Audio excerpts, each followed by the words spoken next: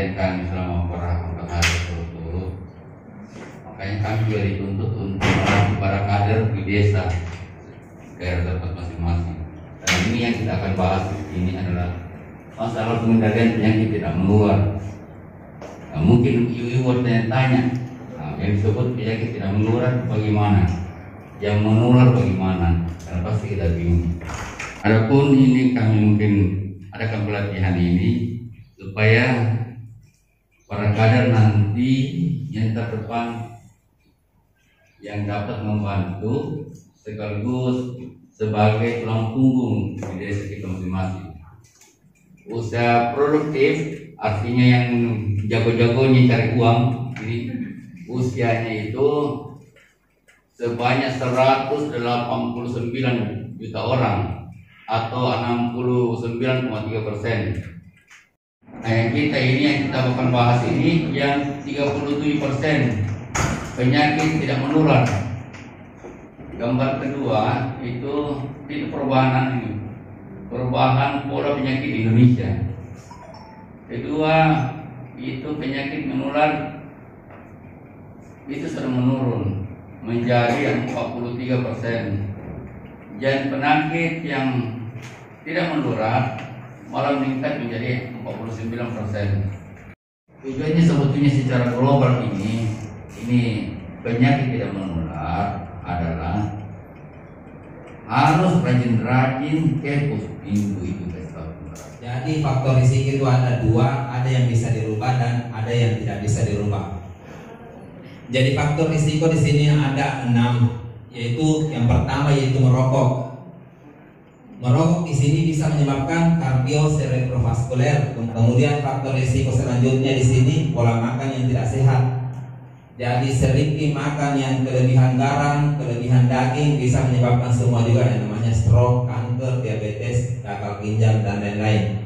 Dan kemudian sama halnya dengan faktor risiko tentang berat badan berlebih, peningkatan tekanan darah dan peningkatan gula darah. Kemudian yang dikatakan perokok yaitu orangnya menjadi perokok aktif. Jadi di sini ada dua perokok. Perokok aktif itu orang yang menghisap setiap hari atau kadang-kadang rokok tersebut. Kemudian perokok pasif di sini orang yang terpapar asap rokok. Misalnya suami tak di rumah merokok, suami itu adalah perokok aktif. Kemudian kita sendiri istrinya yang dikatakan perokok pasif. Nah, yang paling berbahaya di sini yang perokok pasif. Kenapa dikatakan paling berbahaya? Karena perokok aktif sudah menghisap asapnya, kemudian dia keluarkan. Tidak lagi yang hisap, yang sudah hisap, yang perokok aktif, makanya dikatakan lebih berbahaya perokok pasif. Obesitas, jadi obesitas di sini artinya di atasnya kegemukan atau overweight.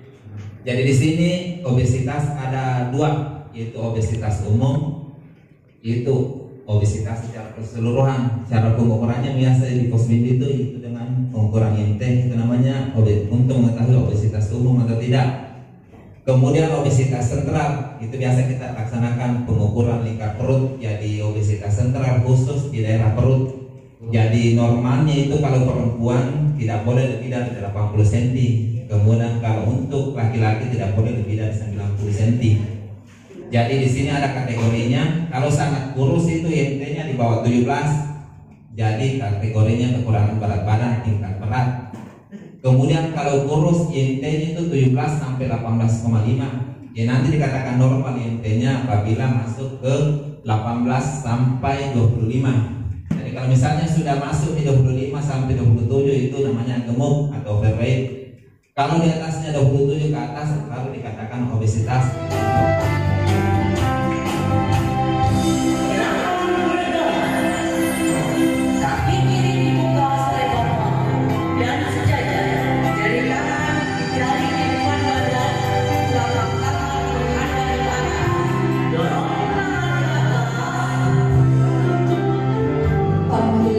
Wabarakatuh. Alhamdulillah, bersyukur Allah Subhanahu wa taala yang telah memberikan kita kesehatan, kesempatan sehingga kita dapat mengikuti kegiatan ini sebagai langkah tindak lanjut hasil pelatihan kami bertiga yaitu Pak Abidin sebagai penanggung jawab PTM, Dr. Nana, dan saya sendiri. Ya, pertama-tama Ibu Kader, perkenalkan, nama saya Andi Sulastri, saya penanggung jawab promosi kesehatan di Puskesmas Rambat. Ya, pada kesempatan ini saya akan memberikan informasi tentang edukasi, pencegahan, dan pengendalian penyakit tidak menular.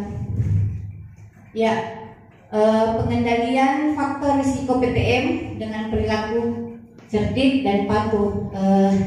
Inilah merupakan istilah untuk pengendalian faktor risiko PTM. C itu adalah cek pemeriksaan kesehatan secara rutin.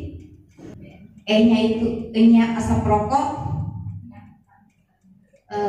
R-nya itu rajin aktivitas fisik, D diet seimbang, I itu istirahat cukup, dan K-nya itu kelola stres.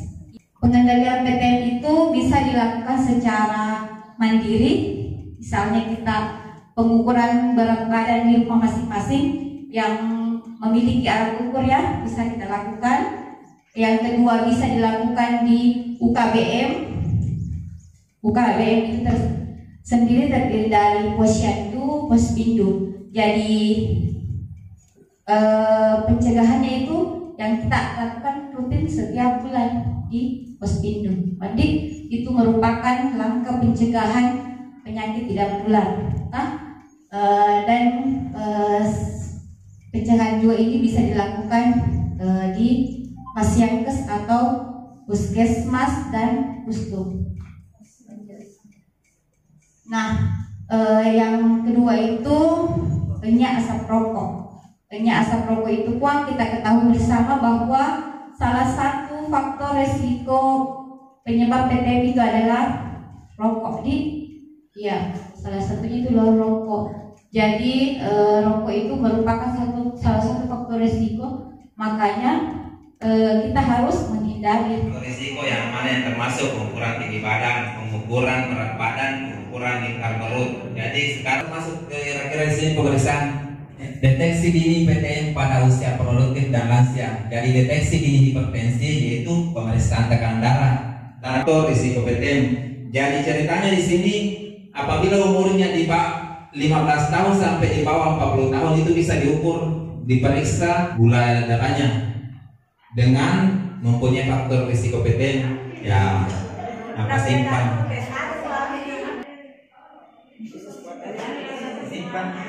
Simpan. Jadi ini adalah tahap pertama pendaftaran. Jadi pengisian ini nama. Jadi kalau sudah mengisi di sini biodatanya, lanjut lagi ke kader yang kedua. Kita wawancarai kita di keluarga yang menderita hipertensi, jantung, stroke. Kalau ada tulisnya, kalau tidak. Setelah di keluarga lanjut ke riwayat pada diri sendiri. Jantung dan langsung kita tulis saja tidak pasti kalau tidak. kalau keluarga takut ada yang kena diabetes atau jantung atau asma kan? Jantung.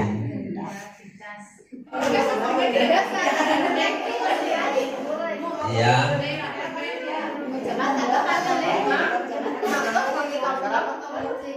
Tinggi 148.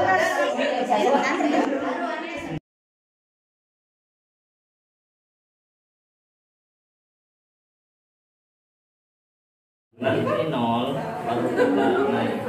Oke. Akan sasaran untuk naik ke alat ukur ente.